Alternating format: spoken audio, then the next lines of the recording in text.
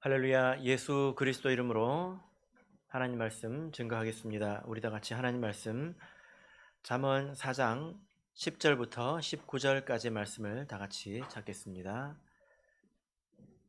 잠언 4장 10절부터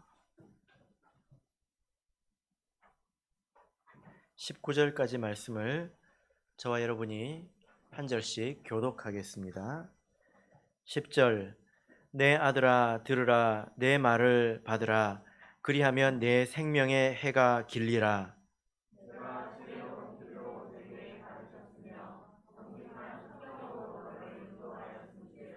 다닐 때에 내 걸음이 곤란하지 아니하겠고 달려갈 때에 실족하지 아니하리라.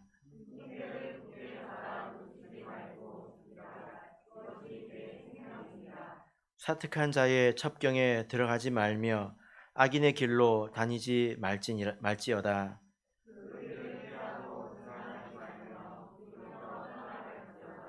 그들은 악을 행하지 못하면 자지 못하며 사람을 넘어뜨리지 못하면 잠이 오지 아니하며 의인의 길은 돋는 햇볕 같아서 점점 빛나서 원만한 광명에 이르거니와 악인의 길은 어둠 같아서 그가 거쳐 넘어져도 그것이 무엇인지 깨닫지 못하느니라. 아멘. 네, 오늘 이 시간은 그릇된 길에서 바른 길로라는 제목으로 하나님 말씀을 증거하겠습니다. 오늘 이 본문의 말씀은 내 아들아로 시작되는 6번째 권면입니다. 오늘 이 말씀을 읽어 보시니까 어떻습니까? 유난히 길, 또 걷다, 이게 길과 관련된 말들, 또 길 위에서 걷는 것과 관련된 그런 표현들이 많이 등장을 합니다. 그래서 10절부터 13절을 보시면 이 내용은 지혜롭고 바른 길에 관한 내용이고요. 14절부터 17절까지는 악한 길, 악인의 길에 관한 내용입니다. 마지막으로 18절, 19절은 결론적으로 의인의 길과 또 악인의 길의 그 결국에 대해서 말씀을 하시고 있죠.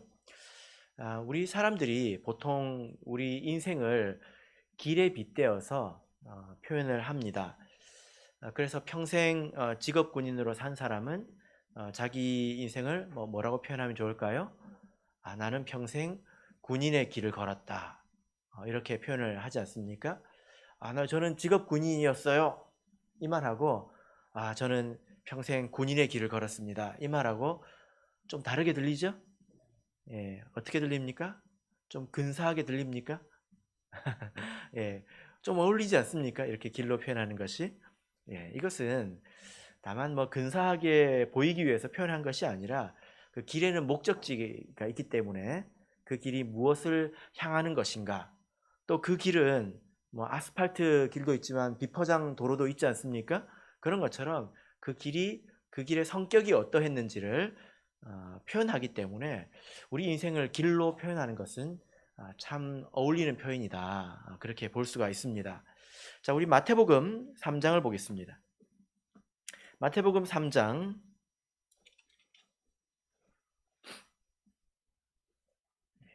3절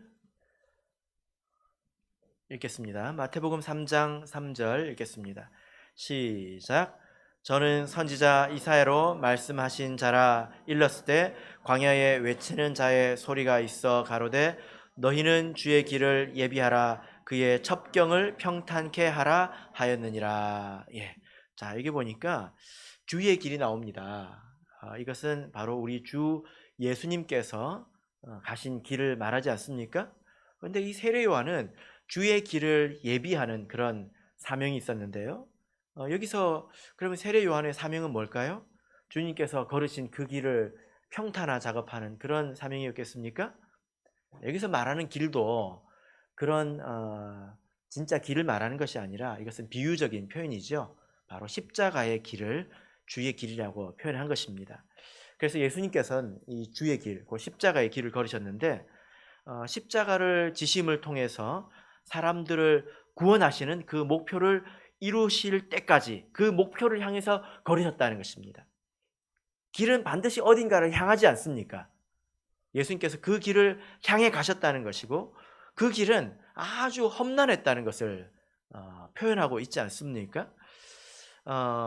그래서 세례 요한은 예수님께서 그 십자가의 길을 걸어갈 수 있도록 사람들의 마음을 예비하는, 사람들이 예수님의 교훈을 받음직한 그런 마음이 되도록 예비하는 일을 맡았다는 것입니다. 그래서 예수님께서 사신 그 인생도 지금 길이라고 이렇게 표현을 하고 있죠.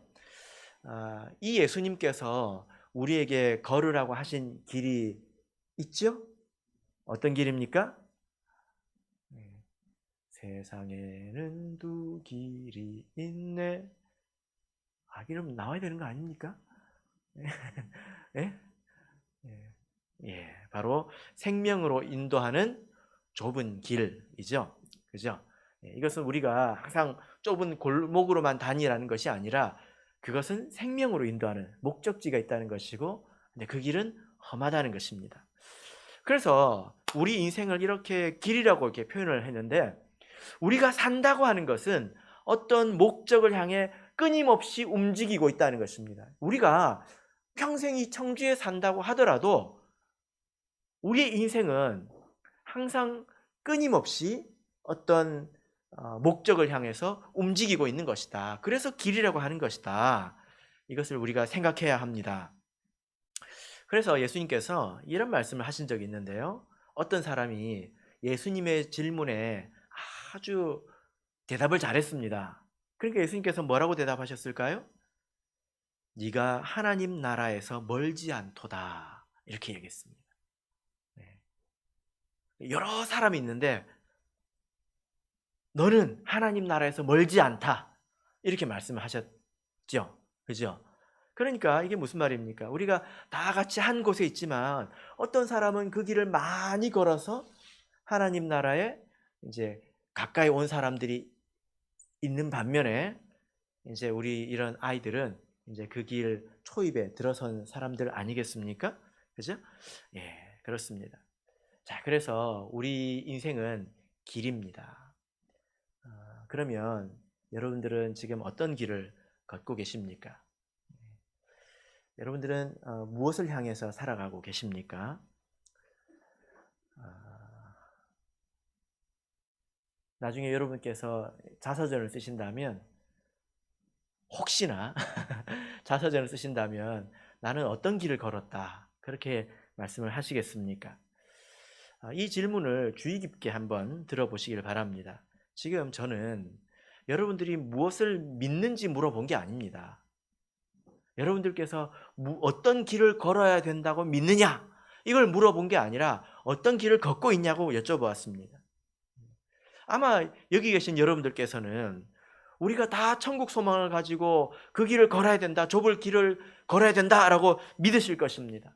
또 우리가 십계명을 준수하는 그 길을 걸어야 된다라고 믿으실 것입니다.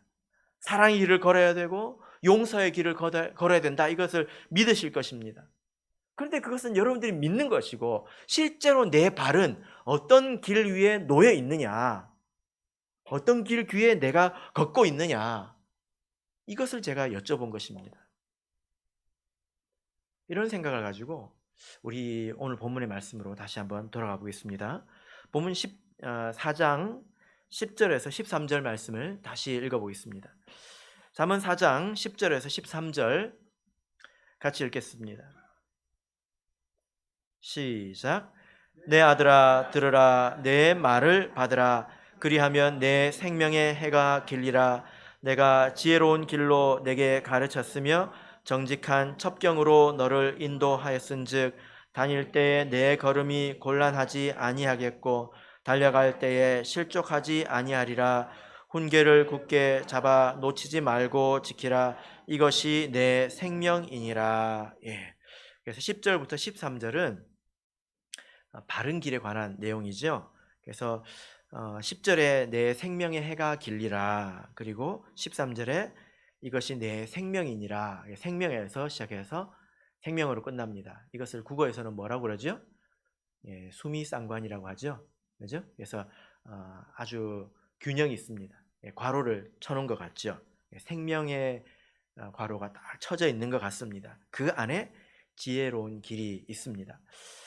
여기 보면 지혜로운 길로 11절에 지혜로운 길로 내게 가르쳤으며 이렇게 말씀하고 있습니다.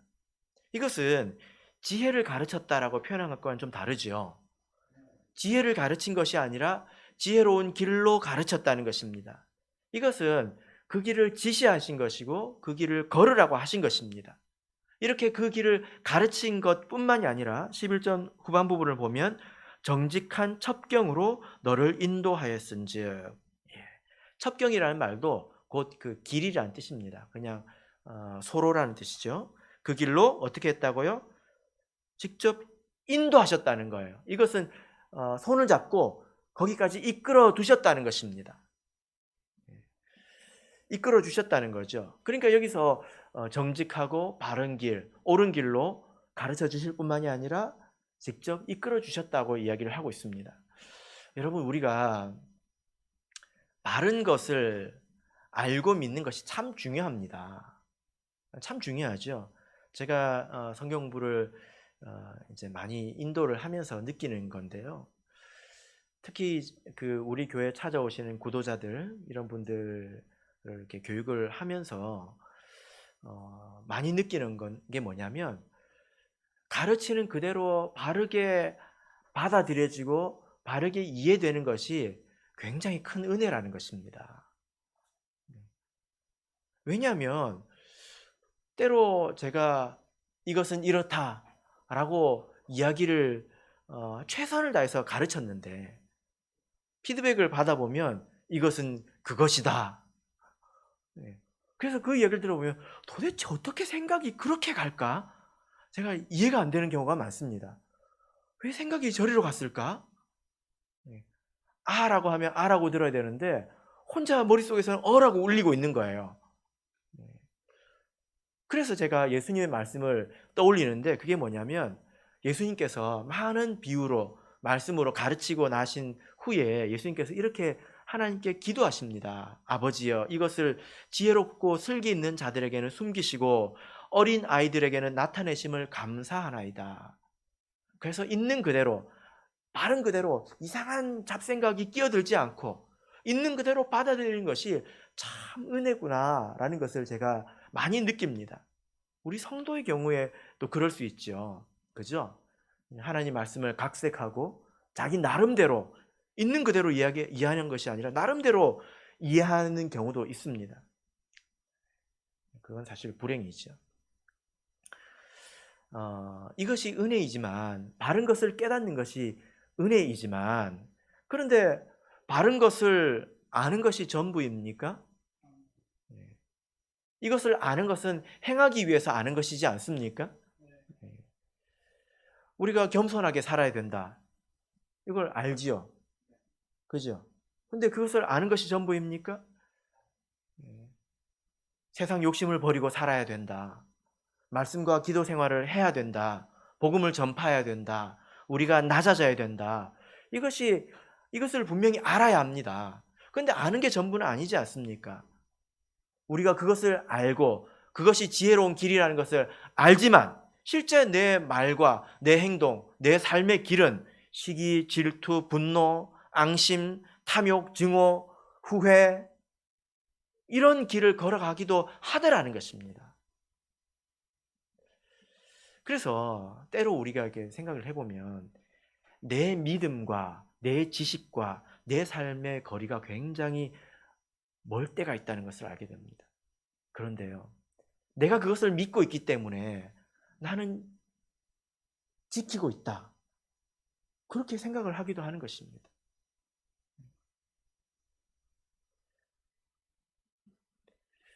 그래서 우리가 때로는 알고 있는 것에 만족하지, 정말 내가 내 발이 그 위에 놓여 있는가, 정직하고 엄격하게 자기를 잘 돌아보지 않더라는 거예요. 그래서 하나님께서 때로 우리에게 어떤 계기를 주시죠. 그죠? 그래서 우리 생각, 믿음과 우리 행동, 내 발과의 거리를 메우게 하십니다. 그것이 바로 하나님의 은혜입니다. 그것이 때로는 우리에게 괴로움과 고통의 형식으로 찾아오지만 우리가 그런 일이 없다면 자기를 엄격하게 돌아보지 않습니다. 이것은 저에게도 예외가 아니겠지요. 저와 제 가정에도 이것은 예외가 아닙니다. 때로는 저도 제 자신에 대해서 깜짝 놀랄 때가 있습니다. 내가 이런 모습이 있었구나. 그래서 깜짝 놀랄 때가 있습니다. 여러분, 우리가 이렇게 하나님께서 지혜로운 길로 인도해 주시고 가르쳐 주시고 손을 잡아서 그 길 앞으로 인도해 주실 때에 우리가 어떻게 해야 될까요? 자, 이 말씀을 보시면 10절을 보실까요? 10절 13절을 보시면 내 아들아 들으라, 내 말을 받으라. 듣고 받으라는 것입니다. 이것은 마음에서 이것을 수용하라는 거죠. 그래서 예수님께서 이런 말씀 하시지 않았습니까? 귀 있는 자는 들을지어다. 여러분 한번 만져보세요. 귀가 있습니까? 꼭 집에 두고 오신 거 아니죠? 귀가 있으십니까? 그런데 이것은 이 귀를 말하는 게 아니라 들을 귀가 있는 사람은 들으라. 이것은 마음의 귀를 말하는 것입니다. 하나님을 향해서 마음을 열고 이것을 받으라는 것입니다. 그뿐만이 아니죠. 13절을 보시면 훈계를 어떻게 잡으라고 하고 있습니까? 굳게 잡아. 어떻게 하라? 놓치지 말고 지키라. 하나님께서 우리가 은혜를 받아서 하나님께서 어떤 길로 이끌어 주시고 때로는 어떤 계기를 통해서 우리 손을 잡아서 그 길 앞으로 인도해 주실 때에 그것을 귀하게 여기고 그것을 잊지 않도록 노력하라는 것입니다. 어떻게 깨달은 것입니까? 어떻게 알게 된 것입니까? 적극적으로 그것을 붙들라는 것입니다. 그렇지 않으면 이것은 붙들어지지 않는 거예요. 민수기를 보면 여러분 한번 생각해 보시길 바랍니다. 이스라엘 백성이 광야길을 걷지 않습니까? 그 광야길이 바른 길로 가면 20일이면 도착하는 그 길입니다. 20일. 지금 차로 가면 하루도 안 걸리는 길입니다. 근데 그 길을 몇 년 동안 걸었습니까? 40년을 걸었지 않습니까? 40년을 걸었어요. 40년. 여기 40살이 계십니까? 태어날 때부터 지금까지 그때까지 걸어야 돼요. 거기서 한 일이 뭡니까? 앉으라고 그러면 앉고, 오른쪽으로 가라 그러면 오른쪽으로 하고, 왼쪽으로 가라 그러면 왼쪽으로 가고, 거기서는요 이 구름 기둥 불기둥을 벗어나면 죽어요. 그죠? 거기는 구름 기둥을 벗어나면 죽습니다. 그러니까 구름 기둥이 뜨면 가야 돼요. 죽으나 사나 가야 합니다. 그것을 몇 년 했습니까? 40년 했습니다. 묻지 말고 따지지 않고 말씀에 순종하는 것을 40년을 배웠다는 거예요. 세상에 어디 애견 훈련원에서 똥개도 이렇게 훈련을 안 시킬 겁니다. 하나님께서 이 백성을 전 민족을 이렇게 훈련시키셨다니 참 이상한 일 아닙니까? 근데 이런 일조차 가치가 있습니다. 왜 그렇습니까? 바로 이 사람들이 40년 후에 가나안을 정복했습니다. 스스로 말씀에 굴복할 수 있다면 40년을 이렇게 똥개 훈련을 해도 그게 헛되지 않다는 것입니다. 근데 우리는 하나님 말씀에 자기를 복종시키기 위해서 어떻게 여러분 애써 보셨습니까? 어떻게 노력해 보셨습니까? 설교 들으러 오는 것이 전부이십니까?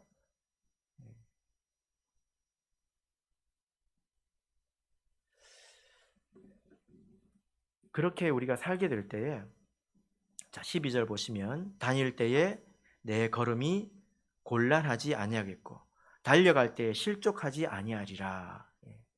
그런 삶의 결과가 무엇입니까? 굳게 붙들고 마음을 열어서 받고 그것을 굳게 붙들 때 그 결과가 무엇입니까? 곤란하지 않고 살아가면서 넘어지지 않는다는 것입니다. 여기 보면 걷고 뛰는 이야기가 나오죠. 다닐 때에 내 걸음이 곤란하지 않았고 달려갈 때에, 우리가 인생을 살다 보면 평범하게 걸어갈 때도 있지만 때로는 달려가야 될 때가 있지 않습니까? 급할 때도 있다는 거예요.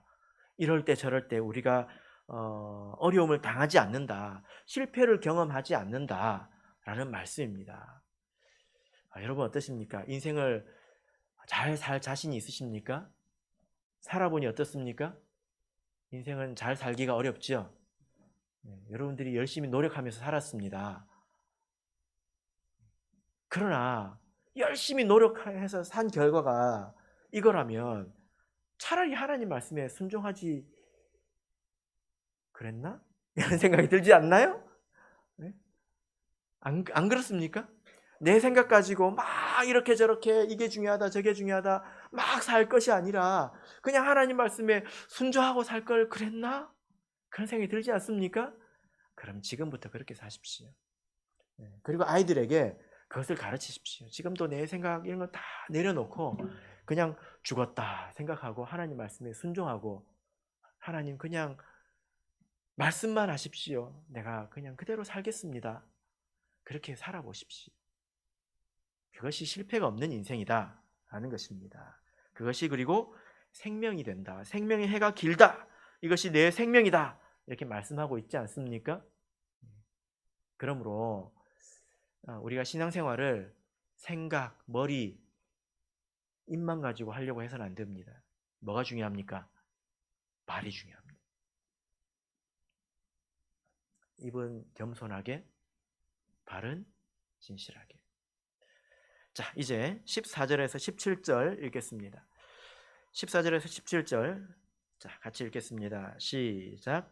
사특한 자의 첩경에 들어가지 말며 악인의 길로 다니지 말지어다. 그 길을 피하고 지나가지 말며 돌이켜 떠나갈지어다.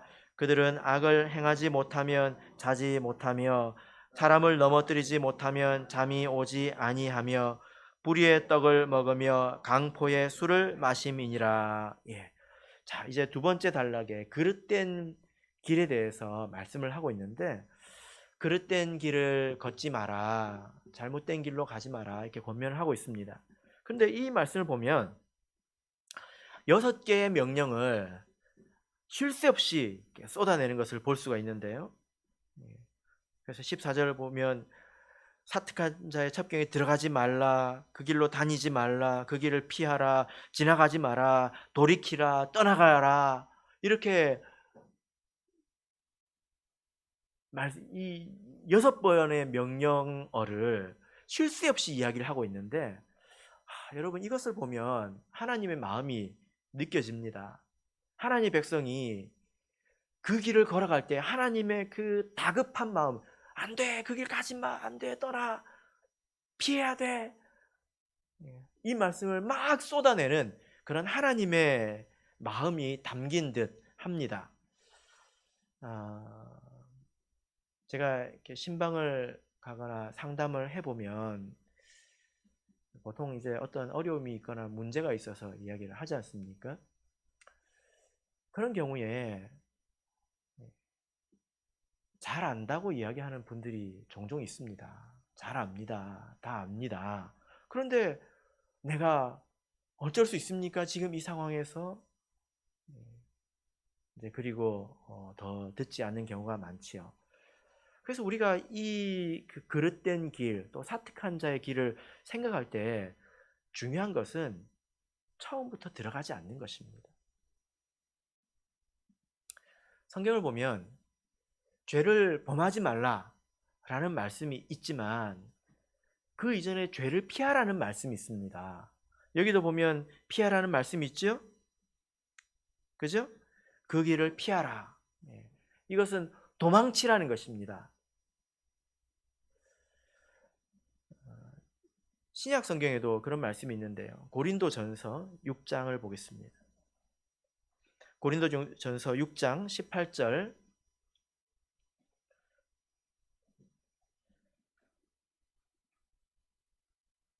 고린도전서 6장 18절 같이 읽겠습니다. 시작. 음행을 피하라. 사람이 범하는 죄마다 몸 밖에 있거니와 음행하는 자는 자기 몸에게 죄를 범하느니라. 예. 자, 여기 보면 음행을 피하라. 이 피하라는 말은 도망하라는 것입니다. 도망하라. 음행을 하지 마라. 이것이 아니라 음행을 피하라. 이것은 조금 다른 의미가 있습니다. 어떻게 다를까요? 이처럼 고린도전서 10장 14절을 보면 내 사랑하는 자들아 우상 숭배하는 일을 피하라. 우상 숭배하지 마라. 이게 아니라 우상 숭배를 피하라고 하고 있습니다. 자, 디모데전서 6장을 보겠습니다. 디모데전서 6장 11절입니다.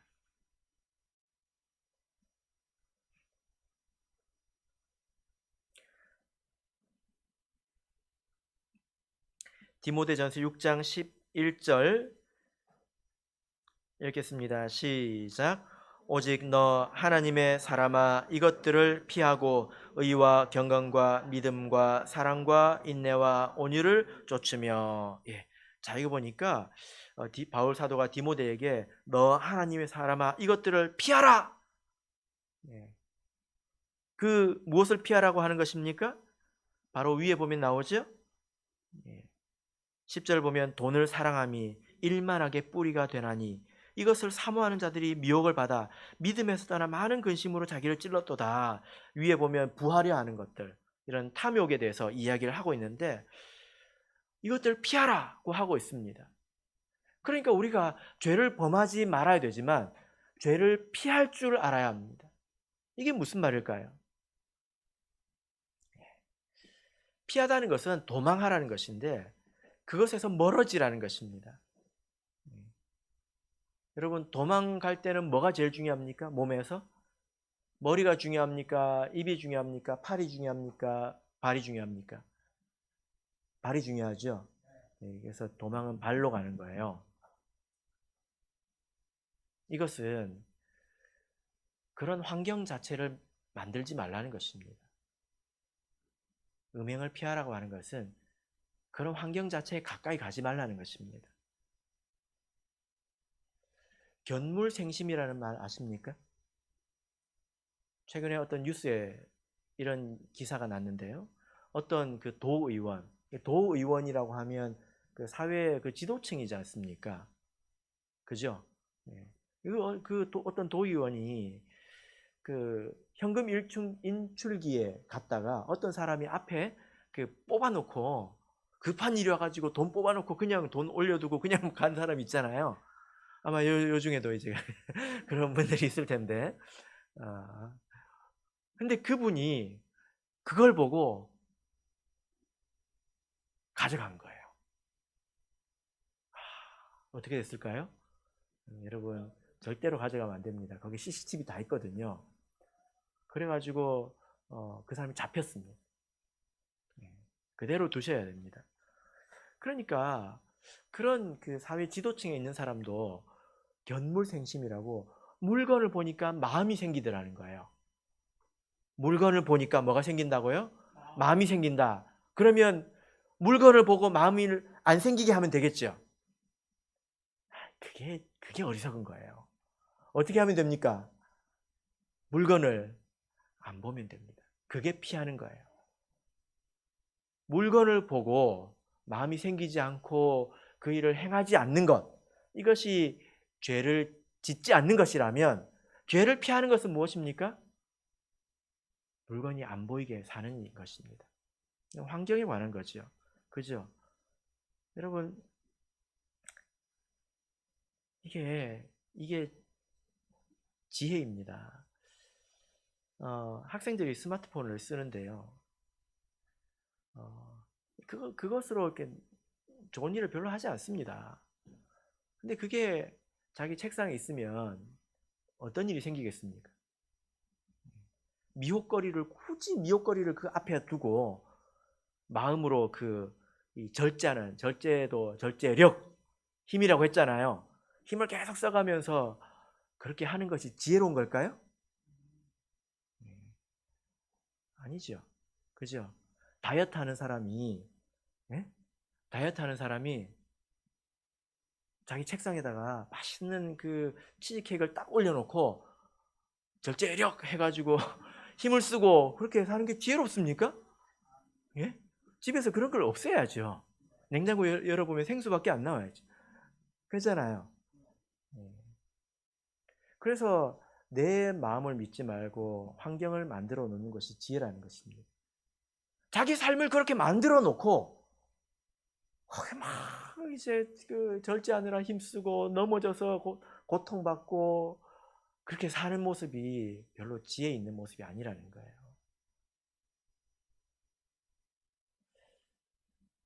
우리의 삶이 이런 부분이 있습니다. 우리가 살아가는 것이 소비적이면 시험에 들 일이 많습니다. 우리가 살면서 누리는 것이 많고 소비하는 것이 많으면 시험에 들 일도 많습니다. 그래서 여러분 한번 생각해 보십시오. 적극적으로 여러분들께서 머리를 쓰셔야 합니다. 나는 어떻게 하는 것이 피하는 것인가?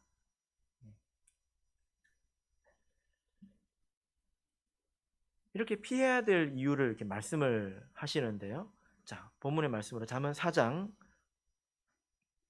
16절을 보겠습니다. 잠언 4장 16절. 자, 같이 읽겠습니다. 시작. 그들은 악을 행하지 못하면 자지 못하며 사람을 넘어뜨리지 못하면 잠이 오지 아니하며. 예. 자, 이 그 악한 길 위에 있는 사람들의 특징에 대해서, 이것은 곧 죄의 특징에 대해서 이야기를 하는 것입니다. 여러분, 죄라고 하는 것은요, 얽매는 힘이 있습니다. 사람을 얽어매는 그런 힘이 있다는 것입니다. 그러니까 여기 보면 그것을 하지 못하면 잠을 자지 못한다. 거기 아주 얽매여 있다는 거예요. 자, 그래서 여러분 이것을 기억하십시오. 죄는 한 번으로 끝나지 않습니다. 한 번으로 끝나지 않기 때문에 한 번을 하지 않는 것이 중요하다는 것입니다. 여러분, 어떤 사람이 마약을 맞으면 기분이 어떨까? 해가지고 한번 경험을 해본다 그러면 여러분 뭐라고 하시겠습니까? 죄는 그런 속성이 있다는 거예요. 죄가 내 속에 들어오면 이것은 한 번으로 그치지 않습니다. 이것은 마치 그 과일과 같죠. 죄는 과일과 같습니다. 여기 여러분 제 손 위에 사과가 하나 있습니다. 보이십니까? 믿음의 눈으로 보십시오. 이게 열매죠. 그죠? 그런데 이 열매는 또 씨앗이기도 합니다. 사과를 땅에 심으면 뭐가 나겠습니까? 사과가 나지 않습니까? 죄라는 것은 그 자체로 열매이지만 또한 씨앗이기도 하다는 것을 알아야 합니다. 내가 사과가 한 개 있지만 이 사과 하나가 아닙니다. 이것이 내 마음에 심겨지면 얼마나 많은 사과가 날지 모릅니다. 사과 하나 속에 사과가 1000개가 들었는지 10,000개가 들었는지 모른다는 거예요. 그래서 이것이 사람으로 얽매이게 만들고 계속 그 죄에 깊이 빠져들게 만든다는 것입니다.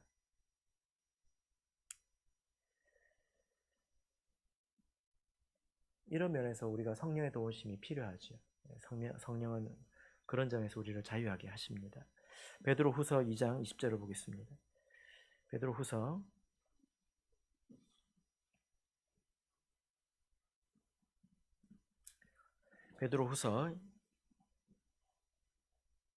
2장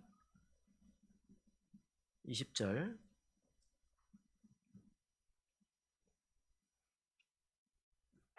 같이 읽겠습니다. 시작.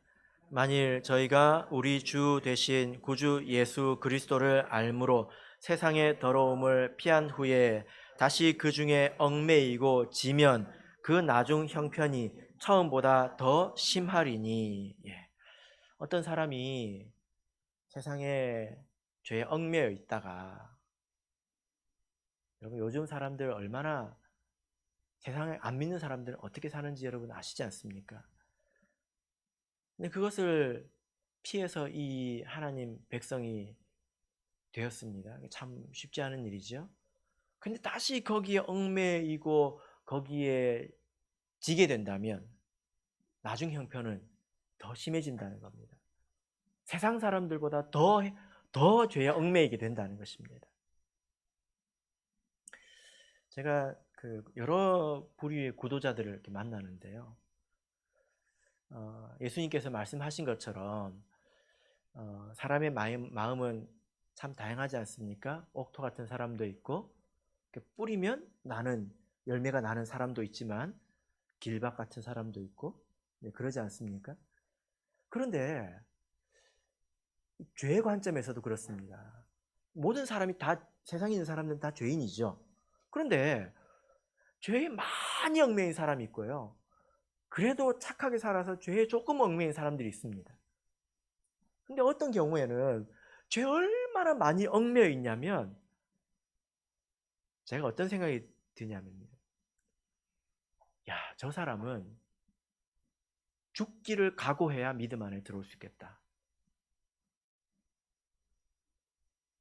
이런 생각이 들 때가 있습니다. 저분은 정말 말 그대로 우리가 그런 말을 하지 않습니까? 정말 모든 걸 다 내려놓고 내일 굶어 죽더라도 내일 먹을 것이 없다 하더라도 그것까지도 각오하고 믿음을 받아들이지 않으면 믿음 안으로 들어오지 못하겠다. 그런 사람도 있습니다. 너무 깊이 얽매여서 그런 거죠. 우리가 작은 죄를 우습게 보면요. 나중에는 자기 모습을 보고 깜짝 놀랄지도 모릅니다. 그래서 우리가 죄를 우습게 보지 말아야 합니다. 죄는 얽매는 힘이 있습니다. 그리고 오늘 이 말씀을 보시면 잠언 4장 16절을 보시면 사람을 넘어뜨리지 못하면 잠이 오지 아니하며 이렇게 말씀을 하고 있는데 이것은 그 죄의 탐욕을 누리려고 하는 사람이 도리어 매일의 평안함을 앗아간다는 것입니다. 하루 중에 제일 편하고 기분이 좋을 때가 언제입니까? 밤에 누워 잘 때지 않습니까? 아닌가요? 예. 근데 그것을 빼앗겨 버린다는 거죠. 그죠? 예. 남을 넘어뜨리지 못하면 잠이 오지 않는다. 그래서 잠을 못 자는 것은 문제가 있습니다.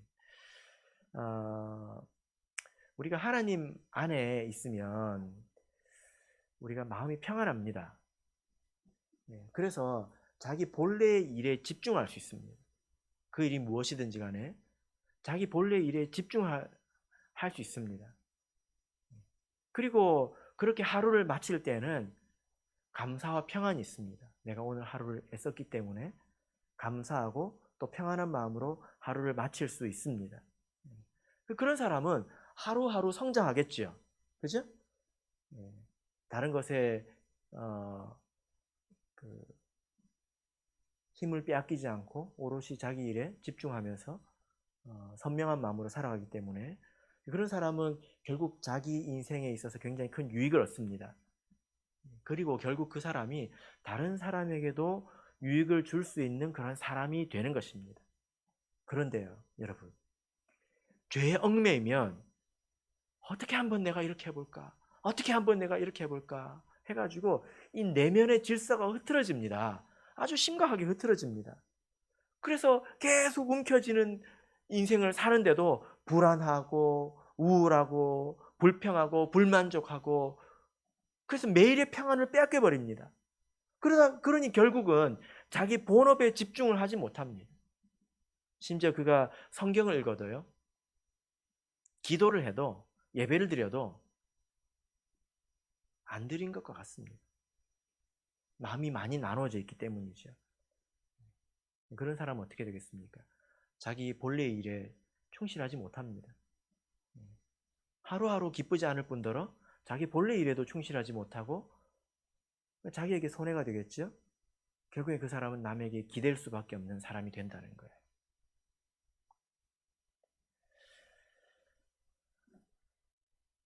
그 결과를 18절, 19절에서 말씀하고 있습니다. 자, 18절, 19절 읽겠습니다. 시작.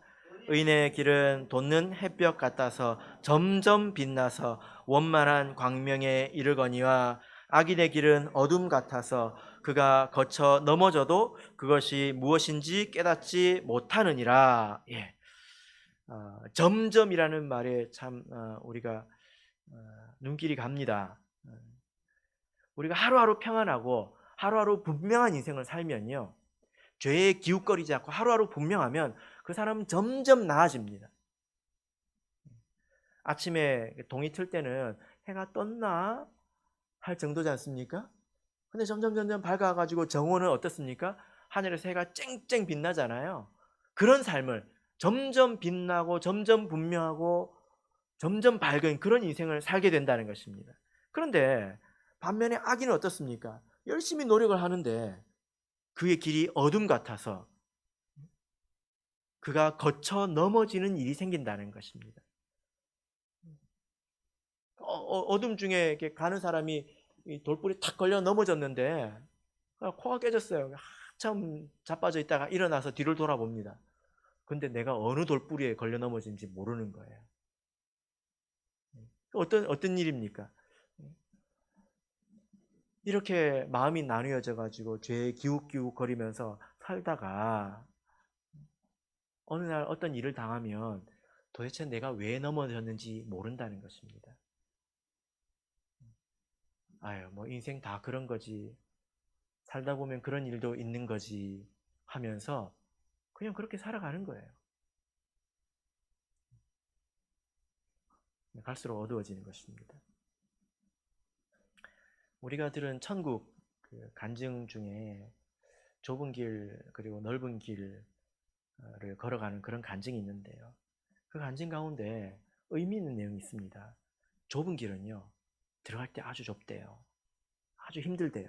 근데 갈수록 넓어진다고 합니다. 이것이 참으로 맞지 않습니까? 우리가 신앙생활을 시작해서 무언가 내가 받아들이고 할 때는 어려운 것이 많습니다. 시험도 많고요.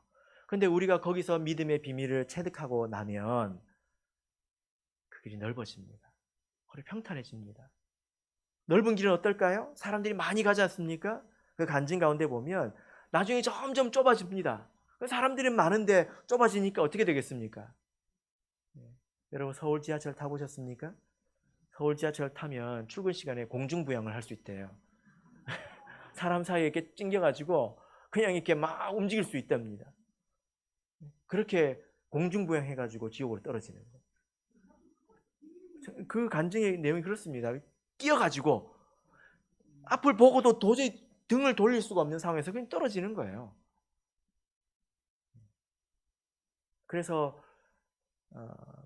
정직하고 바르고 옳은 길을 가면 내가 지금 참는 것 같고 힘든 것 같고 괴로운 것 같지만 가보면 그것이 복된 길이라는 것을 알게 됩니다.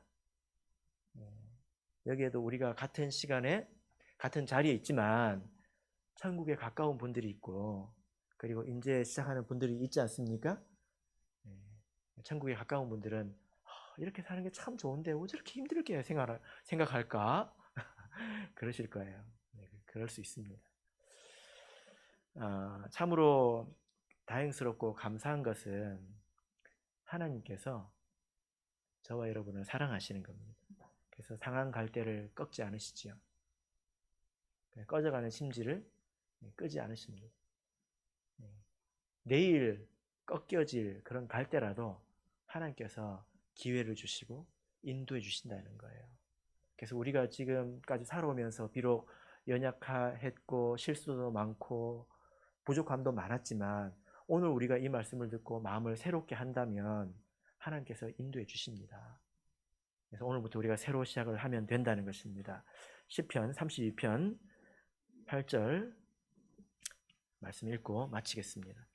시편 32편